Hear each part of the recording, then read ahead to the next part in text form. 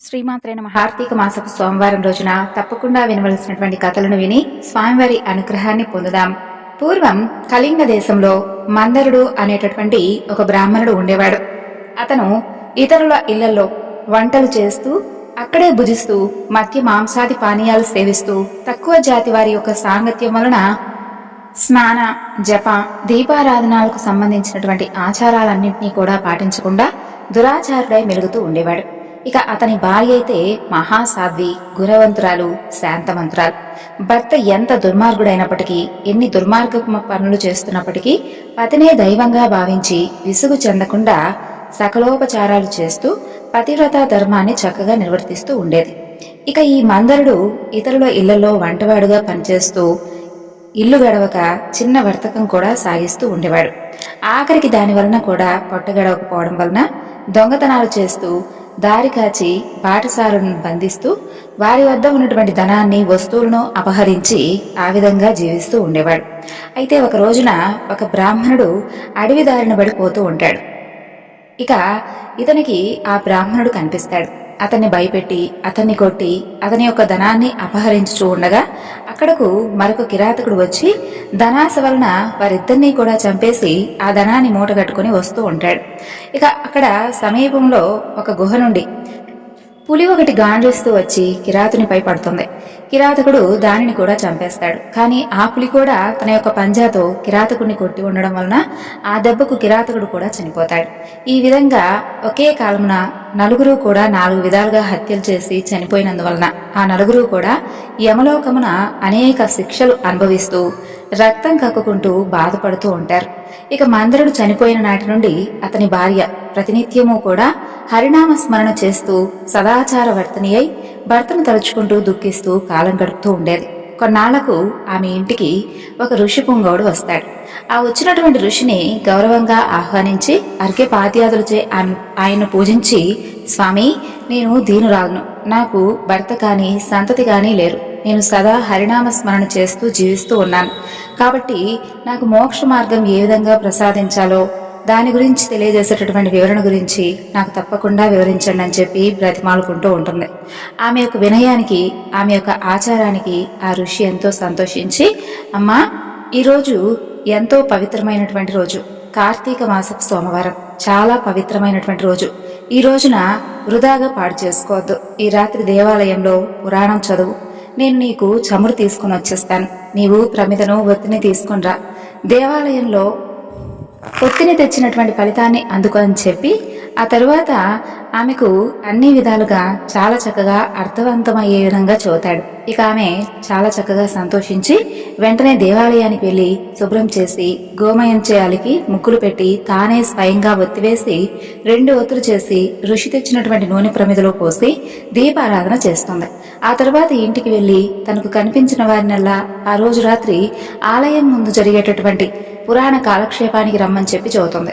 ఇక ఆమె కూడా రాత్రంతా కూడా పురాణాన్ని వింటూ ఉంటుంది. ఆనాటి నుండి ఆమె విష్ణు చింతనతో కాలం గడుపుతూ కొంతకాలానికి ఆమె మరణిస్తుంది. ఆమె పుణ్యాత్మురాలవడం చేత ఇక్కడకు విష్ణుదూతలు వచ్చి ఆమెను విమానం ఎక్కించుకుని వైకుంఠానికి తీసుకుని వెళ్ళిపోతారు. కానీ ఆమెకు పాపాత్ముడైనటువంటి భర్తతో సహవాసం వలన కొంచెం దోషం ఉండడం వలన మార్గమధ్యమున యమలోకానికి తీసుకుని వెళ్లారు. అక్కడ నరకమందు మరి ముగ్గురుతో బాధపడుతూ ఉన్నటువంటి తన భర్తను చూసి, ఓ విష్ణుదూతలారా, నా భర్త అలాగే ఈ ముగ్గురు కూడా ఈ నరక బాధలు పడుతూ ఉన్నారు కదా, కాబట్టి నా యందు దయ ఉంచి వారిని కూడా ఉద్ధరించండి అని చెప్పి ప్రాధాయపడుతుంది. అప్పుడు ఆ విష్ణుదూతలు, అమ్మా, నీ భర్త బ్రాహ్మణుడై ఉండి కూడా స్నాన సంధ్యాదులు మాని పాపాత్ముడుగా తిరిగాడు. ఇక 2వ వాడు కూడా బ్రాహ్మణుడే అయినప్పటికీ అతను కూడా ధనాశ వలన ప్రాణహితుని చంపి ధనాన్ని అపహరించాడు. ఇక 3వ వాడు పులిబారిన పడ్డాడు. 4వ వాడు పూర్వం ద్రావిడ దేశమున బ్రాహ్మణుడే జన్మించాడు. కానీ అనేక అత్యాచారాలు చేసి 12 రోజును కూడా తైలలేపనం మద్య మాంసభక్షణ చేశాడు కాబట్టి పాపాత్ముడయ్యాడు. అందుకే ఈ నలుగురు కూడా నరకబాధలు పడుతున్నారని చెప్పి వారి వారి చరిత్రలన్నీ కూడా విష్ణుదూతలు ఆమెకు వివరిస్తారు. అందుకు ఆమె చాలా విచారించి, ఓ పుణ్యాత్ములారా, నా భర్తతో పాటుగా మిగిలినటువంటి ముగ్గురిని కూడా ఉద్ధరించండి అని చెప్పి ప్రార్థించగా అందులో ఆ విష్ణుదూతలు, అమ్మా, నీవు కార్తీక సోమవారం నాడు ఒత్తివేసినటువంటి ఫలితాన్ని, అలాగే పులికి, ప్రమిద ఫలం కిరాతకుడికి, పురాణం వినడం వలన కలిగినటువంటి ఫలితం ఆ విప్రుడికు దారపోస్తే వారికి మోక్షం కలుగుతుందని చెప్పగా అందుకు ఆమె అదే విధంగా దారపోస్తుంది. ఇక ఆ నలుగురు కూడా ఆమె వద్దకు వచ్చి విమానమెక్కి వైకుంఠానికి వెళ్ళిపోతారు. కాబట్టి ఓ రాజా, కార్తీక మాసం పురాణం వినడం వలన కూడా, అలాగే దీపం వెలిగించడం వలన ఏ విధంగా ఫలితం కలిగిందో విన్నావా అని చెప్పి వశిష్ఠ మహర్షి జనక మహారాజుకు వివరిస్తారు. అంతేకాకుండా, ఓ మహారాజా, కార్తీక మాసమున, కార్తీక సోమవారమున, కార్తీక ద్వాదశి వ్రతాన్ని గురించి, సాలగ్రామపు మహిమల గురించి ఎవరైతే వింటారో వారికి ఉన్నటువంటి సకల పాపాలు కూడా హరించుకుపోతాయంటూ ఈ విధంగా తెలియజేస్తారు. కార్తీక సోమవారం నాడు ఉదయాన్నే లేచి కాలకృత్యాలు తీర్చుకుని నదికి వెళ్లి స్నానం చేసి ఆచమనం చేయాలి. తరువాత శక్తి కొలది బ్రాహ్మణుడికి దానమిచ్చి ఆ రోజంతా కూడా ఉపవాసం ఉండి సాయంకాలం శివాలయానికి కానీ విష్ణాలయానికి కానీ వెళ్లి స్వామిని పూజించి నక్షత్ర దర్శనం చేసుకుని ఆ తరువాత భుజించాలి. ఈ విధంగా చేసిన వారికి సకల సంపదలు కలగడమే కాకుండా మోక్షం కూడా వారు పొందుతారు. కార్తీక మాసంలో శని త్రయోదశి వస్తే ఆ వ్రతాన్ని ఎవరైతే ఆచరిస్తారో వారింకా 100 రెట్లు ఫలితాన్ని పొందుతారు. అలాగే సాలగ్రామ దాన మహిమ గురించి కూడా భక్తి శ్రద్ధలతో వినాలి. ఆ కథ ఏమిటో ఇప్పుడు నీకు వివరిస్తాను, విను అంటూ వశిష్ఠుల వారు సాలగ్రామ దాన మహిమ గురించి ఈ విధంగా వివరిస్తున్నారు. రాజా, పూర్వం అఖండ గోదావరి నదీ తీరం, అక్కడ ఒక చిన్న గ్రామం. ఆ గ్రామంలో ఒక వైశ్యుడు నివసిస్తూ ఉండేవాడు. అతను ఎంతో దురాశాపరుడై ప్రతినిత్యము కూడా ధనాన్ని కూడబెడుతూ తాను అనుభవించకుండా, ఇతరులకు ఏమాత్రం కూడా సహాయం చేయకుండా, కనీసం బీదలకు దాన ధర్మాలు కూడా చేయకుండా, ఎల్లప్పుడూ కూడా పరనిందలతో తానే గొప్ప శ్రీమంతుడుగా, నేనెప్పుడూ కూడా నాకు ఎలాంటి నష్టం రాలేదనేటటువంటి గర్వంతో ఏ జీవికి కూడా ఉపకారమైనను చేయకుండా పరుల యొక్క ద్రవ్యాన్ని చక్కగా అపహరిస్తూ ఎంతో కుత్సితమైనటువంటి బుద్ధి కలిగి కాలాన్ని గడుపుతూ ఉండేవాడు. అతను ఒకనాడు తన గ్రామానికి సమీపంలో ఉన్నటువంటి పల్లెలో నివసిస్తూ ఉన్నటువంటి ఒక బ్రాహ్మణుడుకు తన వద్ద ఉన్నటువంటి ధనాన్ని పెద్ద వడ్డీకి అప్పుగా ఇస్తాడు. ఇక మరికొంతకాలానికి తన సొమ్ము తనకిమ్మంటూ ఆ యొక్క బ్రాహ్మణుణ్ణి అడగ్గా ఆ విప్రుడు, అయ్యా, తమకు ఇవ్వవలసినటువంటి ధనం ఒక 4 రోజుల గడువులో తప్పకుండా ఇచ్చేస్తాను. అయితే మీ రుణాన్ని మాత్రం నేనేమాత్రం ఉంచుకోను. ఈ జన్మలో తీర్చని ఎడల మరు జన్మలో అయినా సరే మీ ఇంట్లో ఏ జంతువుగానో పుట్టైనా మీ రుణాన్ని తీర్చుకుంటానని చెప్పి సవినయంగా వేడుకుంటాడు. ఆ మాటలకు ఆ వైశ్యుడు మండిపడి ఈ విధంగా పలుకుతాడు, ఓరి, అలా ఏమాత్రం కూడా వీలు లేదు. నా సొమ్ము నాకిప్పుడే ఇయ్యి, లేని ఎడల నీ కంఠాన్ని కూడా నరికి వేస్తాను అంటూ ఆవేశం కొద్దీ వెనుక ముందు ఆలోచించకుండా తన యొక్క మొలనున్నటువంటి కత్తితో ఆ బ్రాహ్మణుని యొక్క కుతుకను కోసేస్తాడు. వెంటనే ఆ బ్రాహ్మణుడు గిలగిలా తనుకుని చనిపోతాడు. ఆ వైశ్యుడు, అయ్యయ్యో, ఈ విధమైనటువంటి పని చేయటం వలన రాజభటులు వచ్చి నన్ను తీసుకుని పోతారేమో కదా అని చెప్పేసి ఆ భయంతో అక్కడి నుండి పారిపోతాడు. బ్రాహ్మణ హత్య మహాపాపం కాబట్టి అప్పటి నుండి ఆ వైశ్యుడుకు బ్రహ్మహత్య పాపం ఆవహించి కుష్ఠవ్యాధి కలిగి నానా బాధలు పడుతూ మరికొన్నాళ్లకు మరణిస్తాడు. వెంటనే అతని వద్దకు యమదూతలు వచ్చి అతన్ని తీసుకుని వెళ్లి రౌరవాది నరక కోపంలో పడదోస్తారు. ఇక ఆ వైశ్యులకు ఒక కుమారుడు ఉన్నాడు. అతని పేరు ధర్మవీరుడు. ఆ పేరుకు తగిన విధంగానే తండ్రి సంపాదించినటువంటి ధనాన్ని దాన ధర్మాలుగా చేస్తూ పుణ్యకార్యాలను ఆచరిస్తూ నీడ కొరకై చెట్లు నాటుతూ నూతులు చెరువులు తవ్విస్తూ సకల జనులను సంతోషపెడుతూ మంచి కీర్తిని సంపాదించాడు ఆ పిల్లవాడు. ఇదిలా ఉండగా కొంతకాలానికి త్రిలోక సంచారి అయినటువంటి నారదుల వారు యమలోకం దర్శించి భూలోకానికి వచ్చి త్రోవలో ఆ యొక్క ధర్మవీరుని యొక్క ఇంటికి చేరుకుంటాడు. ధర్మవీరుడు నారదుల వారికి సాష్టాంగ దండ ప్రణామాలు ఆచరించి విష్ణుదేవుడిగా భావించి అర్ఘ్యపాత్యాది విధుల చేత సత్కరించి చేతులు జోడించి, మహానుభావ, ఏదో నేను చేసినటువంటి పుణ్యం కొద్దీ నేడు తమరి యొక్క దర్శనం నాకు లభించింది. నేను ధన్యుడయ్యాను. నా జన్మ తరించింది. నా ఇల్లు కూడా పావనమైంది. శక్తి కొలది నేను ఈ సత్కారాలను ఎంతో చక్కగా ఆచరించాను. కాబట్టి నా యొక్క శక్తి కొలది నేను మీకు చేసేటటువంటి సత్కారాలను స్వీకరించి తమరు వచ్చినటువంటి కార్యాన్ని నాకు తెలియజేయండి అంటూ సవినయంగా వేడుకుంటాడు. అప్పుడు నారదుల వారు చిరునవ్వు నవ్వి, ఓ ధర్మవీరా, నేను నీకొక హితవు చెప్పాలని చెప్పి నీ వద్దకు వచ్చాను. శివకేశవులిరువురికి కూడా కార్తీక మాసం అంటే ఎంతో ప్రీతికరమైనటువంటి మాసం. ఇక ఈ మాసంలో స్నాన, దాన, జపాదులు ఏం చేసినా కానీ అత్యంత ఫలితం కలుగుతుంది. 4 జాతులలో ఏ జాతి వారైనా కానీ, స్త్రీ అయినా కానీ, పురుషుడైనా కానీ, జారుడైనా కానీ, చోరుడైనా కానీ, పతివ్రత అయినా కానీ, వ్యభిచారి అయినా కానీ, ఈ యొక్క కార్తీక మాసంలో సూర్యుడు తులారాశి యందు ఉండగా నిష్ఠగా ఎవరైతే కార్తీక సోమవారం నాడు కానీ, లేదంటే కార్తీక శుద్ధ ద్వాదశి నాడు కానీ, ఏకాదశి నాడు కానీ, పౌర్ణమి నాడు కానీ, అలాగే ఇప్పుడు నేను చెప్పిన విధంగా నిష్ఠగా ఉంటూ ఉపవాసముండి సాలగ్రామ దానాలు చేసిన ఎడల వెనుకటి జన్మల యందు ఈ జన్మమందు చేసినటువంటి పాపాలన్నీ కూడా తొలగిపోతాయి. నీ తండ్రి యమలోకంలో మహా నరకాలను అనుభవిస్తూ ఉన్నాడు. అతన్ని ఉద్ధరించుటకై నీవు సాలగ్రామ దానం చేయక తప్పదు. అలా చేసి నీ తండ్రి రుణం తీర్చుకో అని చెబుతాడు. అంతట ధర్మవీరుడు నారద మునివర్య, వెనుకటి జన్మల యందు ఈ జన్మల యందు చేసినటువంటి పాపాలన్నీ కూడా పోతాయని చెప్పారు కదా, తప్పకుండా మీరు చెప్పిన విధానాన్ని, అలాగే మీరు ఏదైతే చెప్పారో అవన్నీ కూడా నేను తప్పక పాటిస్తాను అంటూ నేను గోదానం, భూదానం, హిరణ్యదానం మొదలైనటువంటి మహాదానాలను చేసి ఉన్నాను. అటువంటి దానాలు చేయగా నా తండ్రికి మోక్షం కలుగునప్పటికీ సాలగ్రామం అనేటటువంటి జాతిని దానం చేసినంత మాత్రాన ఆయన ఏ విధంగా ఉద్ధరింపబడతాడు? నాకు అనుమానం కలుగుతుంది. దీనివలన ఆకలిగా ఉన్నటువంటి వాడికి ఆకలి ఏమైనా తీరుతుందా? లేదంటే దాహంగా ఉన్నవాడికి ఏమైనా దాహం తీరుతుందా? లేదంటే అసలు దీనివలన ఏమిటి ప్రయోజనం? ఎందుకు ఈ దానం చెయ్యాలి? నేను ఈ సాలగ్రామ దానం మాత్రం చేయను అంటూ కఠినంగా సమాధానమిస్తాడు. ధర్మవీరుని యొక్క అవివేకానికి విచారించి, ఓ వైశ్యుడా, సాలగ్రామమును శిలామాత్రంగా ఆలోచించావా? అది శిల కాదు, శ్రీహరి యొక్క రూపం. అన్ని దానాల కంటే సాలగ్రామ దానం చేస్తే ఆ వచ్చేటటువంటి కలిగేటటువంటి ఫలితం చాలా అంటే చాలా గొప్పది. నీ తండ్రిని నరక బాధ నుండి విముక్తుని చేస్తుంది. అందుకు చేయవలసినటువంటి దానం ఈ యొక్క సాలగ్రామ దానం తప్ప మరొక మార్గం ఏమీ లేదని చెప్పి నారదుల వారు వెళ్ళిపోతారు. ఇక ధర్మవీరుడు ధనబలం కలవాడై దాన సామర్థ్యం కలిగి ఉన్నప్పటికీ కూడా సాలగ్రామ దానం మాత్రం అతను అనుకున్న విధంగా అస్సలు చేయడు.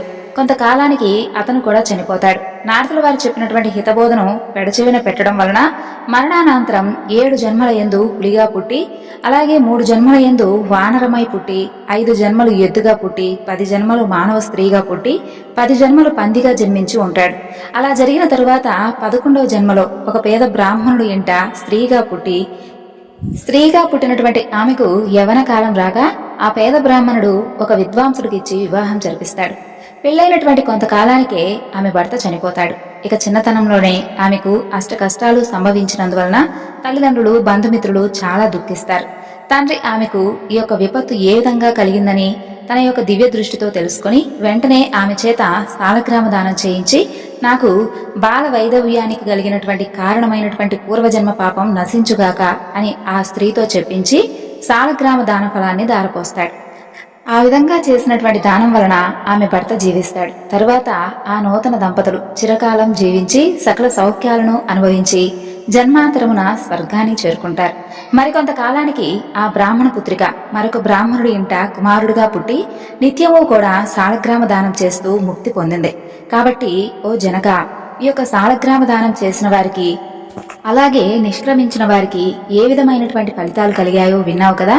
కాబట్టి సాలగ్రామ దానం ఎంతో పుణ్యదాయకం అని చెప్పి వశిష్ఠుల వారు సాలగ్రామ దానం యొక్క మహిమ గురించి ఈ విధంగా తెలియజేశారు. ఇంకా ఈ కార్తీక సోమవారం నాడు తప్పకుండా వినవలసినటువంటి మరికొన్ని కథల గురించి తెలుసుకుందాం. పూర్వం గంగా తీరంలో గంగరాజు అని ఒక చిన్న వ్యాపారస్తుడు ఉండేవాడు. అతను ఎన్నో చిన్న చిన్న వ్యాపారాలు చేస్తూ కొద్ది కాలంలోనే ఎంతో ధనాన్ని సంపాదిస్తాడు. ఇక అంత ధనం సంపాదించినాడే కాని ఏమాత్రం ఎప్పుడూ కూడా అతను దాన ధర్మాలు చేసేవాడు కాదు. పరమ పిసినారిగా పేరు పొందుతాడు. కల్తీ వ్యాపారాలు చేస్తూ ప్రజలందరినీ కూడా విపరీతంగా దోచుకుంటూ ఉండేవాడు. అలా బ్రతికినటువంటి గంగరాజు కొన్ని సంవత్సరాల తర్వాత మరణించి తరువాత మరుజన్మలో ఆ యొక్క పాపాల ఫలితంగా గుడ్డివాడిగా జన్మిస్తాడు. ఒక నిరుపేద కుటుంబంలో పుట్టుకతోనే కంటిచూపు లేకుండా జన్మించినటువంటి గంగరాజు చిన్నతనంలోనే తల్లిదండ్రులను కోల్పోతాడు. ఏ ఆధారం లేక జోలు పట్టుకుని ఆ వీధి ఈ వీధి తిరుగుతూ అడుక్కుంటూ బ్రతికేవాడు. ఒక్కొక్క ఊరిలో కొన్ని నెలలు నివసించి తరువాత మరో ఊరికి చేరేవాడు. అలా కొన్ని రోజుల తర్వాత గంగరాజు లింగాలపల్ల అనే ఒక ఊరికి చేరుకుంటాడు. ఆ ఊరిలో ఉన్నటువంటి పరమేశ్వరుడి ఆలయం ఎంతో మహామహిమాన్వితమైనదిగా గొప్పగా ప్రసిద్ధి చెందుతుంది. అంతేకాదు ఆ ఊరిలో దాదాపు ప్రతి చెట్టు కింద ఒక శివలింగం ఉండేది. పురాతన కాలంలో దేవతలే ఆ శివలింగాలను ప్రతిష్ఠించారని ఆ ఊరిలో ఉన్నటువంటి ప్రజలందరూ కూడా చెప్పుకుంటూ ఉండేవారు. ఇక ఆ ఊరుకు చేరినటువంటి గంగరాజు ఒక పెద్ద చెట్టు కింద నివసిస్తూ ప్రతిరోజు కూడా ఉదయం సాయంత్రం ఊర్లోకి వెళ్లి భిక్షాటన చేసి వస్తూ ఉండేవాడు. దొరికిన దానిని తింటూ కాలం గడుపుతూ ఉండేవాడు. ఒకనాడు ఉదయం అలా భిక్షాటనకు వెళ్లినటువంటి గంగరాజుకు ఎవరూ కూడా ఏ పదార్థాలు అతని పాత్రలో వేయలేదు. సరే, సాయంత్రమైనా ఏదైనా దొరుకుతుందేమోలే అని చెప్పని అనుకుంటాడు. సాయంత్రం మరలా తిరిగి అన్ని వీధులు తిరుగుతాడు. కానీ ఎవ్వరూ ఏ పదార్థం అతనుకు భిక్షగా వేయలేదు. ప్రతిరోజు ఏదో ఒకటి తనకు లభిస్తూ ఉండేది. మరి ఆ రోజు ఎవరూ కూడా తనకు ఎందుకు భిక్ష వేయలేదో గంగరాజుకు అర్థం కాదు. ఉదయం నుండి ఏ ఆహారం లేకపోవడం వలన పాపం ఒంట్లో ఓపిక లేక తిరిగి తన చెట్టు వద్దకు బయలుదేరుతాడు. ఒక్కసారిగా పెద్ద వర్షం మొదలవుతుంది. గంగరాజు తడిసి ముద్దవుతాడు. చివరకు ఒక చెట్టు కిందకు చేరుకుంటాడు. తన పాత్ర నిండా వర్షపు నీరు చేరడంతో నీటిని పక్కకు విసురుతాడు. అంతే, అప్పటికప్పుడు ఒక అద్భుతం జరుగుతుంది. గంగరాజుకు ఒక్కసారిగా కంటి చూపొస్తుంది. అంతేకాదు, తన పక్కనే బంగారు నాణేల మూట కనిపిస్తుంది. ఇక ఎదురుగా చూస్తే పరమేశ్వరుడు ప్రత్యక్షమై ఉంటాడు. గంగరాజు ఒక్కసారిగా ఆశ్చర్యానికి గురవుతాడు. ఏమిటి ఇన్ని అద్భుతాలు అని చెప్పి తలుస్తూ ఉండగా పరమేశ్వరుడు ఇలా అంటాడు, చూడు నాయనా, ఈరోజు నాకు ఎంతో ప్రీతికరమైనటువంటి సోమవారం, అందులోనూ ఏకాదశి. ఊరి ప్రజలందరూ కూడా ఉపవాసం ఉండడం వలన నీకు ఏ పదార్థం లభించలేదు. అందువలన నీవు కూడా ఉపవాసం చేసిన వాడివయ్యావు. అంతేకాదు, కళ్ళు కనిపించకుండా నీకు తెలియకుండా నీవు విసిరినటువంటి నీ పాత్రలో ఉన్నటువంటి వర్షపు నీరు పక్కనే ఉన్నటువంటి నా యొక్క శివలింగంపై పడింది. ఆ విధంగా నీవు నాకు అభిషేకం కూడా చేసిన వాడివయ్యావు. ఇంతటి పవిత్ర దినాన ఉపవాసం ఉండి నాకు అభిషేకం చేసి ఎంతో పుణ్యాన్ని సంపాదించుకున్నావు. అందువలన నీకు చూపును ప్రసాదిస్తున్నాను. ఈ బంగారు నాణ్యాలను తీసుకొని ఏదైనా కానీ చక్కగా వ్యాపారం చేసుకుని సుఖంగా జీవించు అని చెప్పి పరమేశ్వరుడు అంతర్ధానమవుతాడు. ఇక ఆ విధంగా జరిగిన దాని గురించి గంగరాజు ఎంతో సంతోషించి ఆ పరమేశ్వరుడు ఇచ్చినటువంటి ధనంతో వ్యాపారాన్ని మొదలుపెట్టి ఎంతో ధనాన్ని సంపాదిస్తాడు. ఇక గొప్ప శివభక్తుడిగా పేరును పొంది ఎన్నో దాన ధర్మాలను కూడా చేస్తాడు. అలా జీవించి ఉన్నంత కాలం సుఖంగా జీవించి చివరికి ముక్తిని కూడా పొందుతాడు.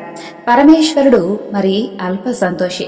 ఒక్క బిల్వదళంతో స్వామిని పూజిస్తే చాలు ఆయన ఎంతో తృప్తి చెందుతాడు. అలాగే సర్వ సంపదలను కూడా అనుగ్రహిస్తాడు. ఇక చక్కని ఆరోగ్యాన్ని కూడా స్వామివారు ప్రసాదిస్తారు.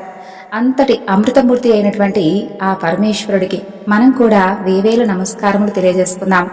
పరమేశ్వరుడు నిజంగా పరమ దయాలు. తననే నమ్మి కొలిచేవారికి ఎలాంటి చిన్న ఆపద కలిగినా కూడా తక్షణమే రక్షించేటటువంటి అమృతమూర్తి. జీవితంలో ఒక్కసారైనా ఓం నమః శివాయ అని అంటే చాలు, అంత ఎవరైనా కానీ ఎలాంటి పరిస్థితిలో ఉన్నా కానీ వారిని జీవించి ఉన్నంత కాలం కంటికి రెప్పలా స్వామివారు కాపాడుకుంటాడు. ఆ స్వామి అంతటి కరుణామయుడు. అయితే ఎవరైనా కానీ శివదూషణ చేసినా కూడా స్వామివారు భరిస్తారేమో కానీ తన భక్తులను మాత్రం ఏమైనా ఒక్క మాట అంటే మాత్రం స్వామివారికి విపరీతమైనటువంటి కోపం వస్తుందట. మరి ఆ కథ ఏమిటో ఇప్పుడు మనం తెలుసుకుందాం. పూర్వం గోదావరి తీరంలో శివదాసుడు అనే ఒక గొప్ప శివభక్తుడు ఉండేవాడు. అతను ఏవో చిన్న చిన్న పనులు చేసుకుంటూ కాలాన్ని గడుపుతూ ఉండేవాడు. అలా చిన్ననాటి నుండి శివభక్తి పరాయణుడై ఎప్పుడూ కూడా శివనామాన్నే స్మరిస్తూ ఉండేవాడు. ఏ పని చేసినా పరమేశ్వరార్పణమస్తు అంటూ తలుచుకునేవాడు. ఆ స్వామి దయ వలన శివదాసుకు ఆ ఊరి జమీందారు శేషయ్య ఇంట్లో గుమస్తా ఉద్యోగం దొరుకుతుంది. అందుకు ఆ యొక్క శివదాసు ఎంతో సంతోషించి బ్రతికి ఉన్నంత కాలం ప్రతిరోజు కూడా క్రమం తప్పకుండా పరమేశ్వరుడికి అభిషేకం చేస్తానని చెప్పి అనుకుంటాడు. ఆ విధంగా ఆనాటి నుండి ప్రతిరోజు ఉదయమే లేచి శుభ్రంగా స్నానం చేసి తన ఇంట్లో ఉన్నటువంటి శివలింగానికి స్వచ్ఛమైనటువంటి జలంతో అభిషేకం చేయడం ప్రారంభిస్తాడు. ఇక శివదాసు తనకు ఎన్ని పనులున్నా అభిషేకం చేసేటప్పుడు మాత్రం పరమేశ్వరుని ఎప్పుడూ కూడా భక్తి శ్రద్ధలతో పూజిస్తూ ఆ అభిషేకాన్ని మాత్రం మర్చిపోయాడు కాదు. ఎప్పుడైనా కొన్ని పనుల వలన రాత్రి నిద్రపోవడం ఆలస్యమైనప్పటికీ తెల్లవారుజామునే లేచి తప్పకుండా అభిషేకం చేయందే అతను కాలు బయట పెట్టేవాడు కాదు. శరీరంలో ఎప్పుడైనా కొంచెం నలతగా ఉన్నప్పటికీ ఏమాత్రం లెక్క చేసేవాడు కాదు. అన్నిటికీ కూడా ఆ పరమేశ్వరుడే ఉన్నాడు అని చెప్పేవాడు. ఇక శివదాసుకున్నటువంటి అచంచల భక్తికి ఆ పరమేశ్వరుడు కూడా ఎంతో సంతోషిస్తూ అతని జీవితం చాలా చక్కగా సాగిపోయే విధంగా అనుగ్రహిస్తాడు. అయితే అలా రోజులు జరుగుతూ ఉండగా ఒకనాటి రాత్రి పెద్ద గాలి వాన వస్తుంది. రాత్రంతా కూడా కుంభవృష్టి కురుస్తూ ఉంటుంది. ఉదయానికి కూడా తగ్గదు.